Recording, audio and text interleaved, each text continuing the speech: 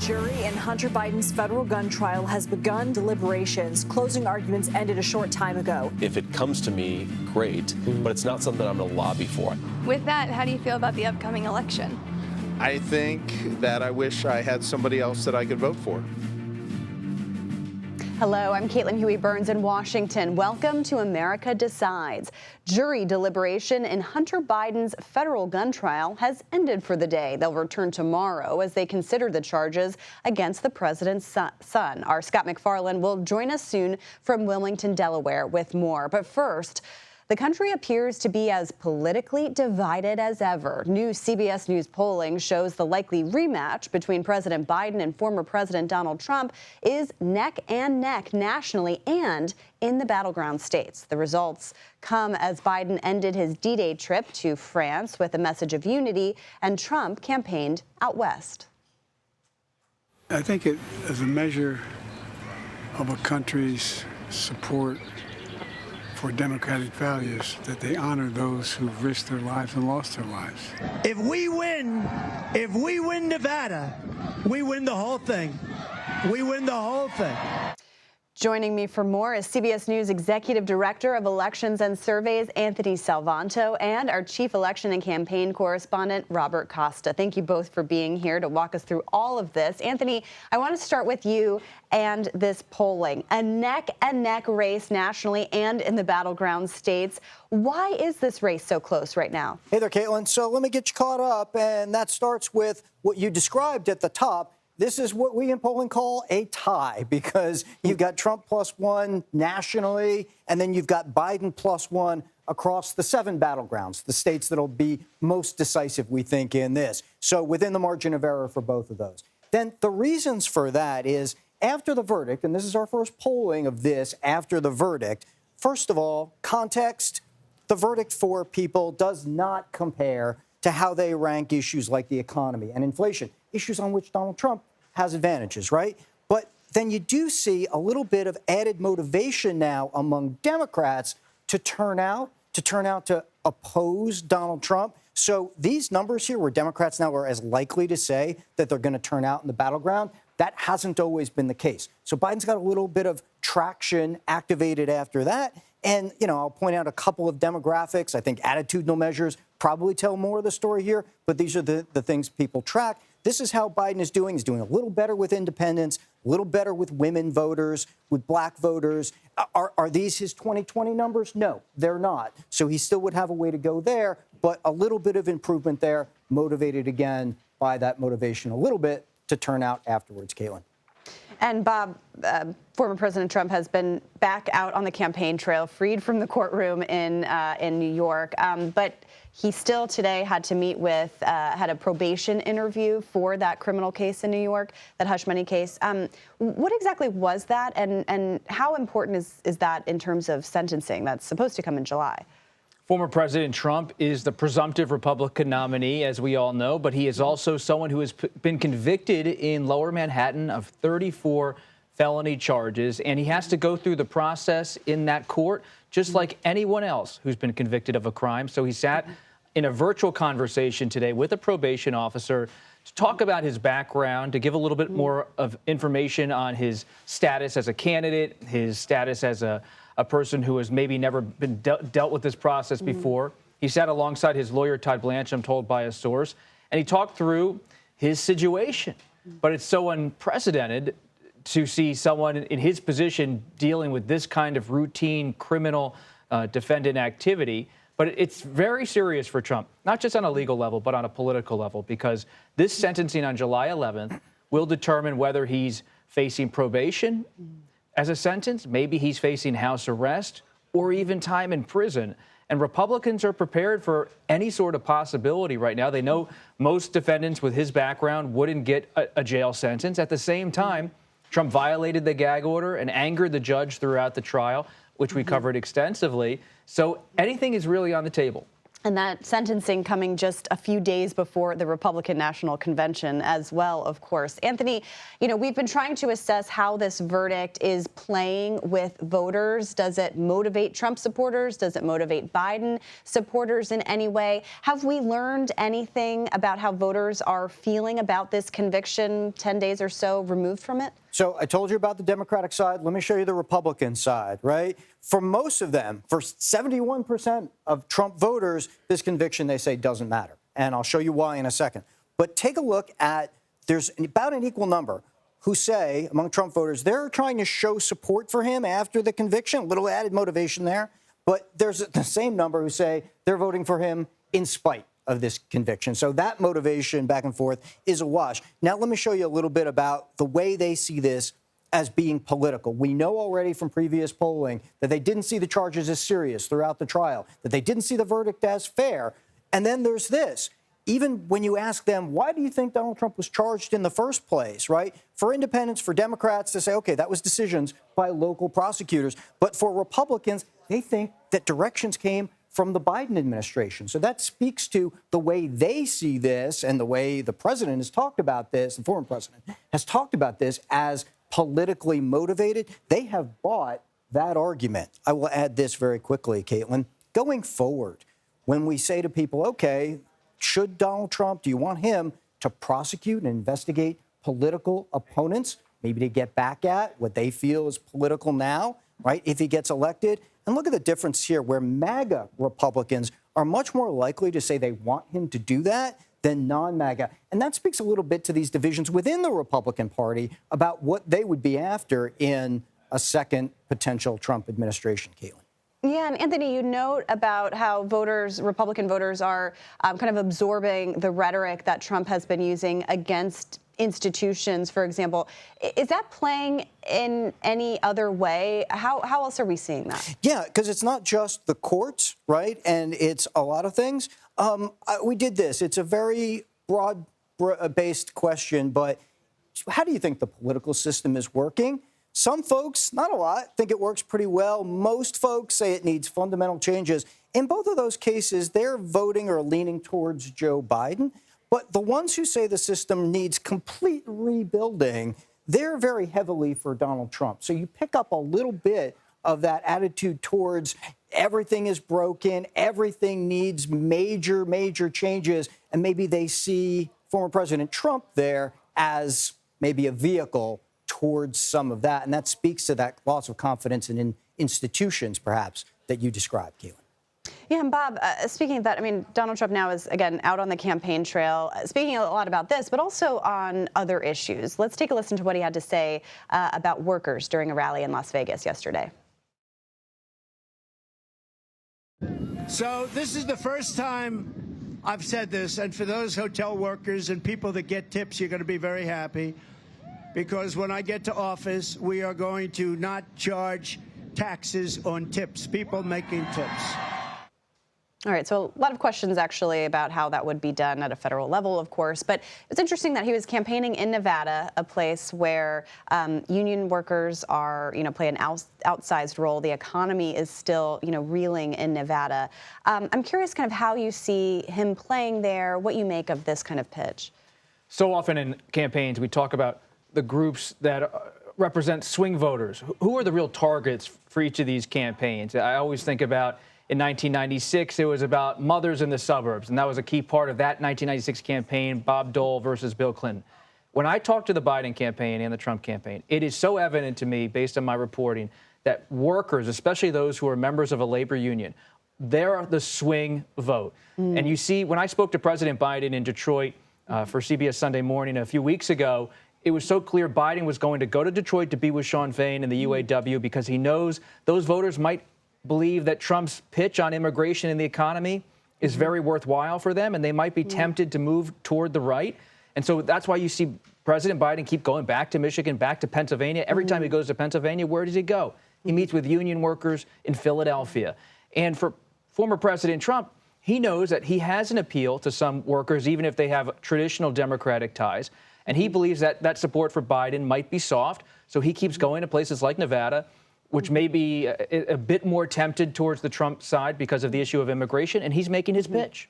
Yeah, Nevada also, of course, huge for hospitality and an industry that is still, recovering from COVID. Fascinating arguments to watch play out in those key battlegrounds. Bob and Anthony, thank you so much for the campaign reporting and the context. We appreciate it. And a key member of Israel's war cabinet has resigned over Prime Minister Benjamin Netanyahu's handling of the war. Benny Gantz is a longtime centrist and a Netanyahu critic. He joined the war cabinet after the October 7th attacks in a show of unity. In his announcement yesterday, he said that Netanyahu stands in the way of, quote, a real victory, and that bringing hostages home should be put above, quote, political survival. Gantz also called for new elections this fall. Secretary of State Antony Blinken is in the Middle East to push efforts to achieve a ceasefire agreement. Hamas has still not directly responded to the proposal, which was made 10 days ago. And as we said at the top of the hour, a Delaware jury has begun deliberations in the case against Hunter Biden. Our Scott McFarlane is in Wilmington for more. We'll head there next on America Decides.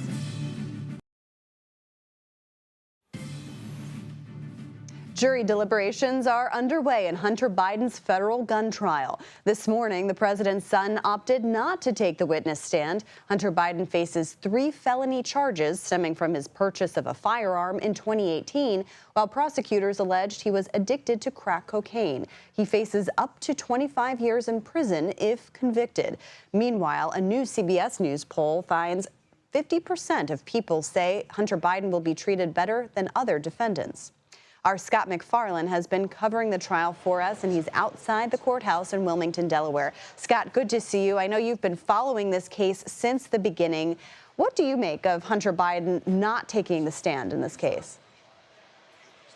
Not a gallivanting surprise to court watchers and those with whom we spoke who are legal analysts and legal experts. He would have exposed himself to an untold number of cross-examination questions that might have heightened his his legal risk, and also supercharged the politics behind this case.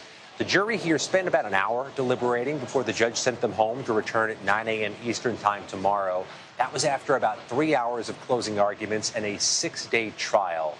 The closing arguments really were a crystallization of what the defense had been trying to argue through its cross-examination through the course of the trial, trying to make this case that though Hunter Biden acknowledges buying a gun in October 2018 and acknowledges having been an addict to crack cocaine before then, that he may have considered himself on the road to recovery in October 2018 or getting sober so that he didn't make a false statement when he bought the gun and did not claim that he was a drug user or drug addict. It's one of the things the jury will have to wrestle with as they resume deliberations tomorrow morning here at the federal courthouse in Wilmington. And you mentioned the closing arguments of the defense. What about the prosecution? They leaned in hard on all the text messages they showed over the 6-day trial and the testimony from Hunter Biden's ex-wife, the widow of his late brother Beau Biden, and his former girlfriend, all of whom testified that he acknowledged drug addiction, including in 2018. They made the argument that text messages, even from that critical month, October 2018, indicate he was either buying or using drugs. And they emphasized what Hallie Biden said. She was Beau Biden's widow. She had a romantic relationship with Hunter when the gun was purchased. She found that gun and threw it away 11 days after it was purchased and testified she found the gun in Hunter's truck near drug residue. A weight-bearing allegation for prosecutors here. The 6-man, 6-woman Delaware jury, Caitlin, not only watched the case, but in the front row, right behind Hunter Biden, throughout the course of this trial. They saw the First Lady. They saw other members of the Biden family prominently in the courtroom. And the prosecution, as it began its closing argument today, Caitlin, told the jury, pay no attention to those who've gathered, to the media circus outside or the prominent people inside. Pay strict attention simply to the facts and the case. Yes, certainly some high-profile guests there, to be sure. I know the president did not make an appearance in that courtroom, but as you mentioned, the First Lady did. Can you kind of take us inside the courtroom as you've been seeing it? I mean, there's been such emotional testimony from such close members of the family, like Hunter Biden's daughter recently. This is just different than other trials for any number of reasons. First of all, it's the first ever criminal trial involving a sitting president's child. Let's put that aside for a moment. Just the dynamics in the courtroom were distinctive here. For 6 days, this was consistently and unambiguously sad, emotional. It was a human tragedy. Somebody being in the throes of addiction and watching his relationships break apart during and potentially because of that addiction. A daughter testifying about her dad being an addict. An ex-wife talking about how crack cocaine helped break apart a marriage. And then his brother's widow, not only describing that key month of October 2018 and that gun purchase, but the relationship she undertook with Hunter Biden and how he introduced her to crack cocaine after Beau Biden's death as well. There was not a moment of levity or lightheartedness in this trial. Some criminal cases, some have moments where the pace changes. This has just been sad from the jump. And have you seen kind of the reaction from others in the room? I mean, I'm curious. Obviously, we all want to know how the jury will react, but any sort of indications? And also, do we know, how long these deliberations could potentially last? Yeah, predicting a jury is always like trying to win the lottery. It's the odds are against you succeeding. But here's a few things we can tell you for sure. The jury was clearly attentive during seminal moments of this trial. This was not a boring set of testimony. This was visceral, emotive, cutting testimony. It commanded your interest and it commanded the jury's interest. We saw so many of them dutifully taking notes, sitting upright in their seats, attentive, clearly attentive to what was happening. But it was also a brief trial. 6 days is no marathon. It's not short, but it's not painfully long.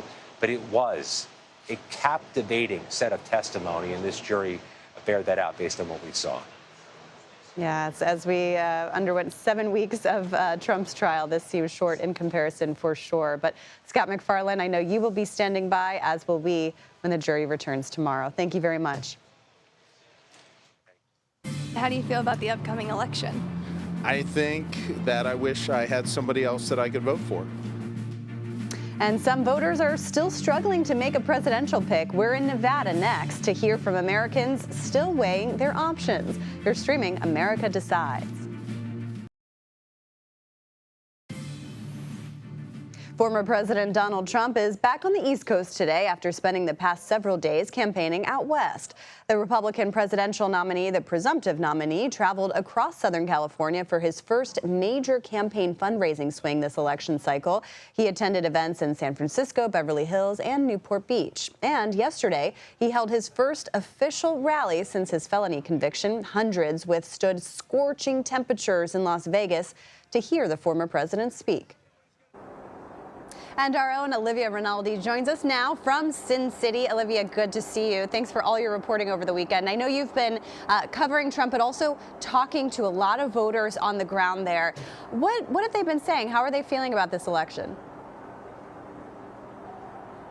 Yeah, Caitlin, I did have the opportunity to speak with a lot of voters here in Nevada over the last several days. We are in a battleground state, and Biden and Trump, both of their campaigns, have already spent a lot of time, a lot of resources, and a lot of effort here on the ground. And we still have 5 months to go until Election Day. So I went up to some suburbs outside of the Strip here in Las Vegas to see how this is actually playing with voters on the ground. I'm still doing my research. I mean, definitely not a Trump fan at all by any means, but I'm just trying to figure out who's going to do the best for the people. Every election we have, I want a red-blooded American apple candidate, and what we get is a kiwi and a banana to choose from. And, I just want a president who actually understands that the job of being a president is for all Americans, not your political party. Now, that's just a snippet there of some of the voters I talked to, but overwhelmingly, the feeling was pretty much the same of all the people I talked to. They're a little bit unhappy about their choices. They're feeling a little bit dejected. To borrow from that man's kiwi, apple, and banana analogy there, a lot of Americans kind of felt like they ate their vegetables 4 years ago. They were treating it as if it were a referendum on Donald Trump. Now, 4 years later, they have to make the same choice between Biden and Trump again, and a lot of them just don't feel very enthusiastic or happy about that. So it'll be interesting to see how that plays out come November 5th. Yeah, I love that analogy. That's something I haven't heard yet before. And it's so important that you're talking to these voters, Olivia, because these are the people that are going to be making the decision about who could be the next president. I mean, Nevada is such a key battleground state, especially this time around. It could make or break whoever hopes to become president. I'm curious kind of how you've seen that in your reporting. You know, Trump was there over the weekend, and kind of how you think that the campaign is seeing Nevada in terms of their trajectory over the next few months. They're feeling very confident here in Nevada. I will tell you that this is Trump's third visit to the state. He just had a full West Coast tour. I know you were out in Phoenix with me a few days ago. He kicked off there, and then he went on to Southern California for a couple of fundraisers, and then ended with a fundraiser and then a rally here in Las Vegas. Again, it's his third visit. So the campaign tells me they feel quite good here. The numbers here are pretty staggering for Trump, having him up plus 8 points in some polls. Our CBS polling shows him up here as well. So they're feeling quite confident there. But I will say a Republican has not won Nevada since 2004. There's been a very ongoing Democratic machine here called the Harry Reid machine, named after the late senator, where it's just been unions moving together. Their ground game has worked very well for Democrats in the past. Trump is hoping to really break that apart in this election cycle and hoping to cement really that Nevada is going to be a Republican state going forward. Yeah, a lot of competition there, but that would be history making indeed. Olivia, I know you were covering all of this in extreme heat conditions as a heat wave. It was not only there, but also in Arizona, where you also were as well. So thank you for being on the trail with us. Thank you. J.D. Vance is a long-rumored option to be Trump's VP pick. What the Ohio senator is saying about being on the short list. Our political panel is standing by to take a closer look at the Veep stakes. You're streaming America Decides. Donald Trump is neck and neck with President Biden across the states that will likely determine the outcome of the 2024 election, and that includes Georgia.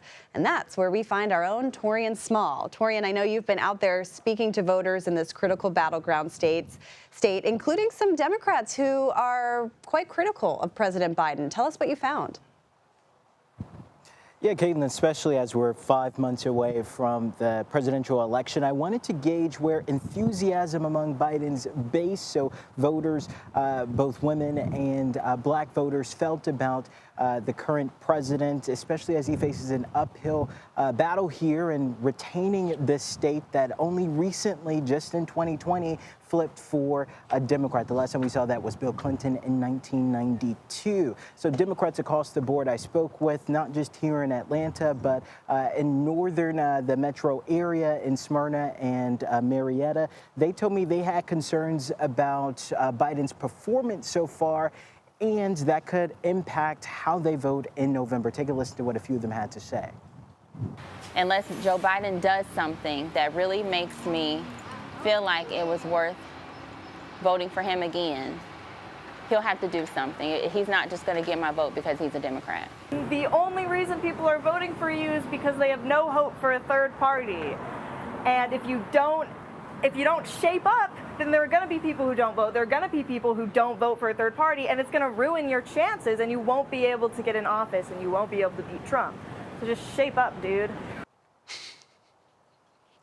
Those voters certainly don't speak for every Democrat out here, but I found those to be the most poignant. They had a pretty direct message to the president telling him that he has to earn their vote. But the Biden administration, or the Biden campaign, has been pretty active in campaigning out here in Georgia. In fact, Vice President Kamala Harris will be out here to speak fairly soon, this week actually, at the 100 Black Men annual conference. Yeah, I think the phrase "shape up, dude" is as straightforward as you can get, Torian. What about voters and how they're thinking about President Trump? What did they have to say, former President Trump? Well, a lot of voters tell me they're concerned, Democrats I talk to tell me they're concerned about his recent conviction, criminal conviction, emboldening his base. We, of course, know the campaign has announced they've raised a record number of money following that guilty verdict. And they're seeing, at least in their circles, Republicans rally around their former president because of that. Now, there was an independent voter I talked to today who was a Republican, recent Republican, who decided to vote for Biden in the last election, and she's also holding on to Biden this time around, even though she doesn't find him to be the most favorable candidate, only because she refuses to support Trump. Take a listen to what she had to say about her former party. It's not the Republican Party I grew up with, and it's the Trump Party, and they believe everything he says. So that scares me. It does. But I hope there's enough independents and newly progressive voters to win Georgia. Yeah, the effort to win Georgia is certainly going to be a challenge for Biden. Again, he just narrowly won it in 2020 by fewer than 12,000 votes. This is a game of margin, so he's going to have to do some serious coalition building, that same winning 2020 coalition, in order for him to cross the finish line again here in the Peach State. Yeah, tall order. We'll see what happens in the next 5 months. Torian Small, thank you so much for sharing your reporting. And Joel Payne and Matt Gorman join us now. Joel is a CBS News political contributor and a Democratic strategist, and Matt is a Republican strategist who served as a senior advisor to Senator Tim Scott's presidential campaign. Gentlemen, good to see you. Thanks so much for being here. So we have this new polling in the battleground states and nationally. We have a neck race. And, you know, we expected this race to be close. You can't imagine that it's going to change that much over the next 5 months. And I just keep thinking all the money that is likely to be spent, and we're going to have a virtually tied race. I mean, is there anything, I mean, for both of you, is there anything that you think either candidate can do to change the trajectory of their... Go for it. Yeah, I'm happy to start. So, you know, I was listening to that conversation you were having with Torian there and just his conversations with voters. And I noticed both of those voters in the first part were labeled Democrats. And the first woman said, oh, he's going to have to do something to earn my vote. And to me, that's the whole ballgame for Joe Biden right now.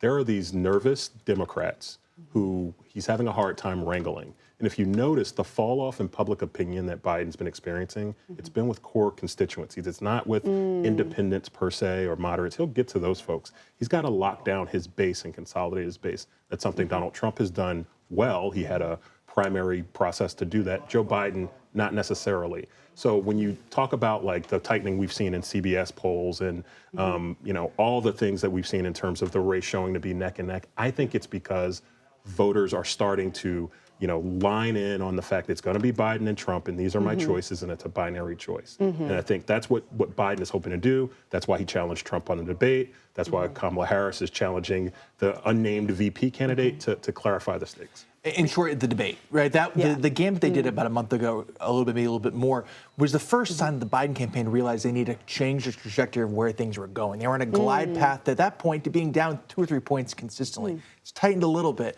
but the debate and what happens after, I think, could be one of the few things that changes the trajectory in one way or another. Yeah, seeing these two candidates who everybody, you know, knows are going to be the candidates, seeing them on stage together, it will be quite something. To your point, too, Joel, about motivating the base. In our polling, it was interesting because you're seeing kind of the motivating factors for either side are to oppose the other candidate, this kind of negative partisanship that we've seen kind of in politics for a while now. But it was interesting because back in March, 47% of Biden voters said that their main reason for voting for Biden was to oppose Trump. Now that number is 54%.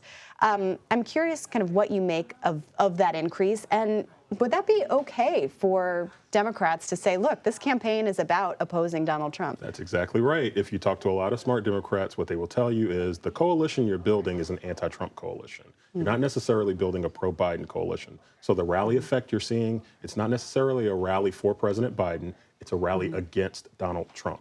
And that is what Democrats are banking on this time around. And Matt, I mean, Trump doesn't have that problem that you're describing Biden has with his own base of support. I mean, we've not only seen his base be strong, but Republicans who were kind of reluctant to support him have pretty much come around. Yeah.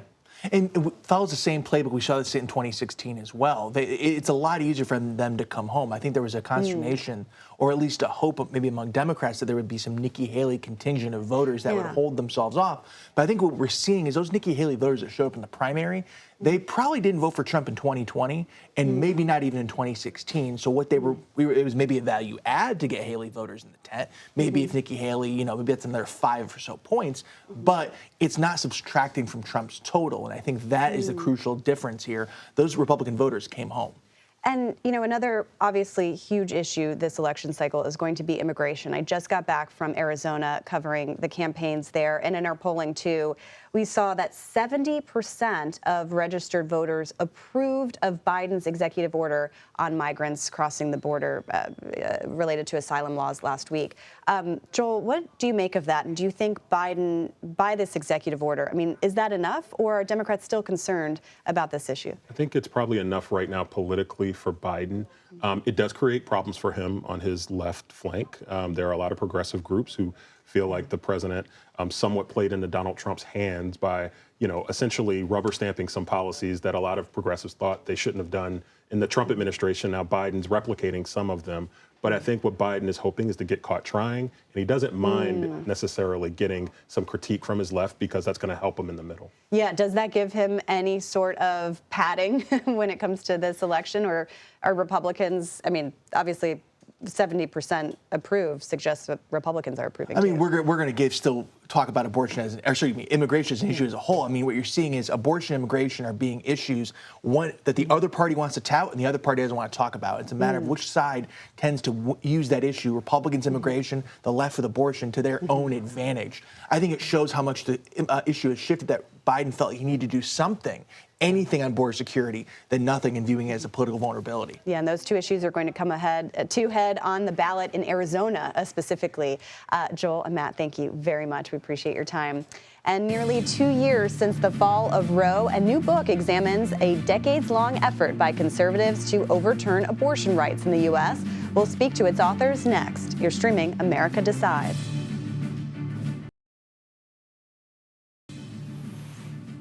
This month marks 2 years since the overturning of Roe v. Wade, a landmark ruling that has been galvanizing voters ever since. A newly published book entitled The Fall of Roe, The Rise of a New America reveals the political maneuvering that came before that decision.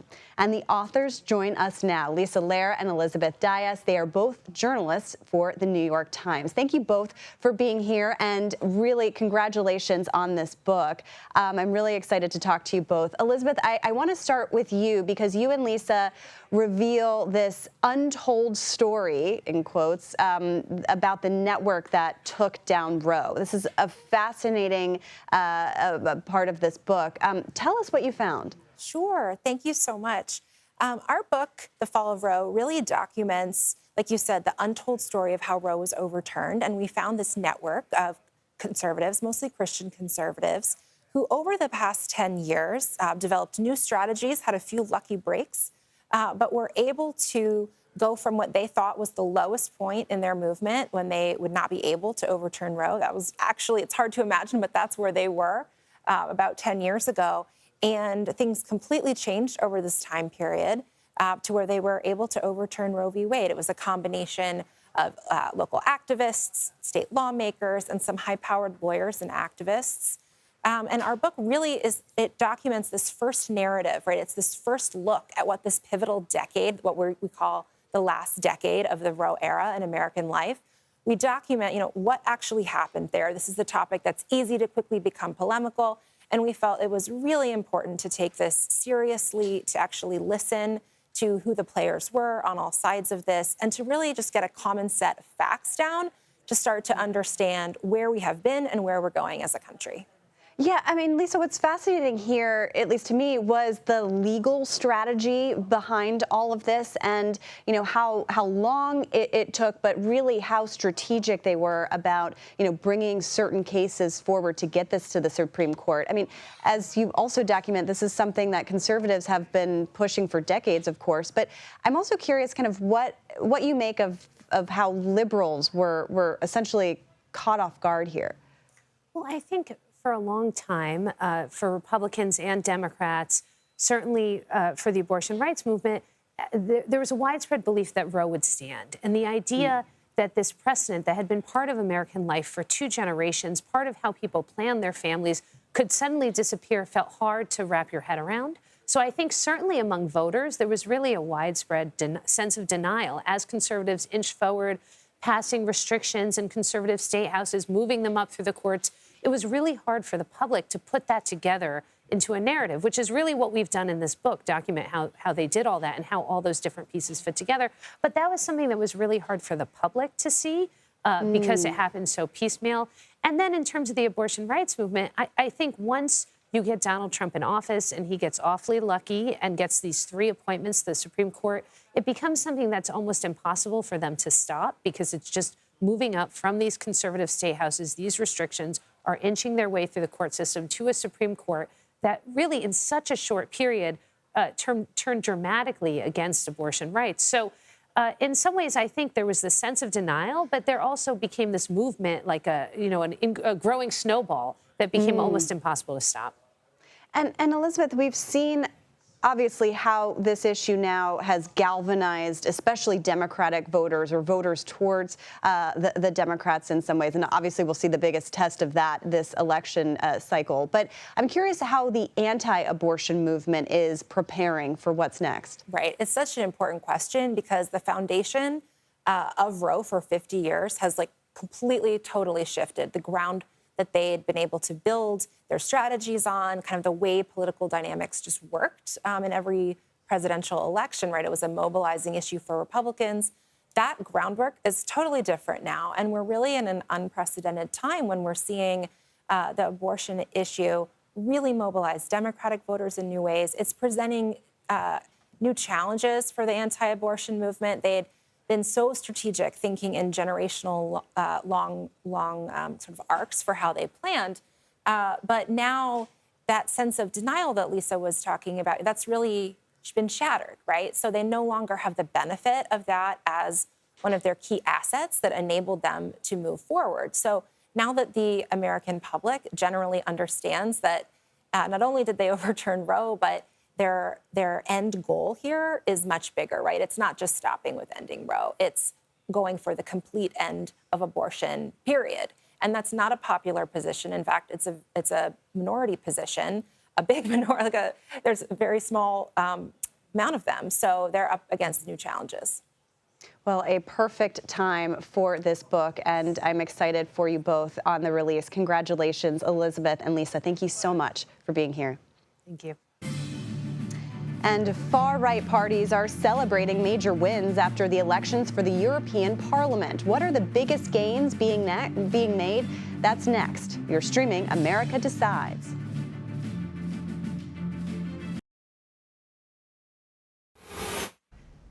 Far-right parties have made major gains in European Union parliamentary elections. In France, President Emmanuel Macron's party suffered a blistering defeat, and as a result, he dissolved the country's parliament and is calling for a snap election. Semaphore senior editor Prashant Rao joins us now from London. Prashant, thank you so much for being here. We appreciate it. So first, let's start with what exactly the EU Parliament actually does. So the European Parliament has a number of functions in the European political system. It's not the place where all the legislation gets decided. That Europe, as is common, has a multifaceted, needlessly complex system. But among the things it does is it vets the commissioners, so the de facto cabinet of the European Commission. It will certainly scrutinize and vote on legislation that covers all of Europe, but individual member states retain a lot of individual powers to do with, justice, policing, home affairs, their own foreign policy. But it has grown in power in the in the years past. So how will what we saw here have a general impact on how this parliament governs? In a number of ways. One, it sets the tone, obviously, for the region's politics. And so just from a sort of ephemeral point, it has that kind of narrative value. But then from a more practical sense, we saw the euro fall. We saw, in terms of markets, we saw carbon markets actually fall. And sort of carbon trading. That's kind of a proxy to show that I think people are a little bit worried that Europe's Green Deal is likely in a bit of trouble. We might see harder pushes against immigration. That's been obviously a big sort of issue for the far right across the region. So there will be some policy impacts, certainly. And let's talk about this kind of ascension of the far right. Has this been something that has been brewing for some time, or what were some of the big policy issues really driving this? It has been brewing for quite some time. Progressively in, I would say the past 10 years, far right parties across the region have made sort of steady gains. In France, Marine Le Pen hold neck and neck with President Emmanuel Macron's party. The last set of European Parliament elections, in this set of elections, of course, her party trounced Macron's party. So there have been a lot of these kinds of long-term trends, and then they were, I would say, buffeted by a series of changes across the European Union, as well as individual issues. As an example, in Germany, just a couple weeks before the election, a police officer was among those stabbed by a man who is alleged to be a migrant. And that has really kind of turbocharged the immigration debate in Germany. So there have been a combination of individual issues, long-term trends, and kind of block-wide, I wouldn't say moves against immigration, but certainly a hardening of attitudes. Yeah, and let's talk a little bit about Macron calling for this snap election. I'm curious what you make of it, and is there a gamble here? I mean, given what you just recalled for us about Le Pen. So yes to all of that, basically. Very few political observers in France and very few sort of senior politicians had anticipated what was about to happen. The mayor of Paris was caught off guard. Members of Macron's own cabinet, his own party were caught off guard. They did not anticipate that he would call this election. But there are a few sort of driving factors behind it. Macron was possibly going to face a vote of no confidence later in the year. He doesn't actually have a parliamentary majority anyway. So there were a lot of domestic political pressures against him. There is, of course, the argument that France had parliamentary elections. You don't need to have them again. But the narrative power of Le Pen's success would have meant that her party would have been pushing for them. So he, in some ways, gets on the front foot here. There are also some factors that mitigate against Le Pen's party succeeding to the extent that they succeeded in the European Parliament, to do with the sort of French national electoral system versus the European Parliament's electoral system.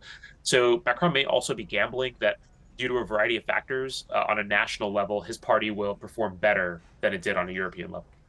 Oh, interesting. Yeah, we'll see how that shakes out. I mean, how should Americans be viewing all of this? What kind of impact could this have on EU-U.S. relations? So first off, I think it's important to say that it wasn't a unitary rise of the far right. There were a few countries, Hungary, Sweden among them, Belgium, in which the far right did not perform as well as anticipated. I think, though, on the whole, this will have an impact because, principally, as I said earlier, the European Parliament scrutinizes the commissioners, who are sort of the part of the European Union's kind of de facto executive arm, the European Commission. And so those are the people who, make visits to Washington. They conduct Europe-wide policy and propose Europe-wide policy. They are the ones who will make antitrust investigations. And so this will have sort of a direct impact on relations with the United States. Of course, American tech companies have had not the best relations with Europe's antitrust agencies. And so there will be tangible policy impacts down the line for the United States, American companies, things like that. Right. Okay. We will stay tuned, and they will be watching our elections coming up here in just 5 months as well. Prashant Rao, thank you so much for your time and reporting. We appreciate it.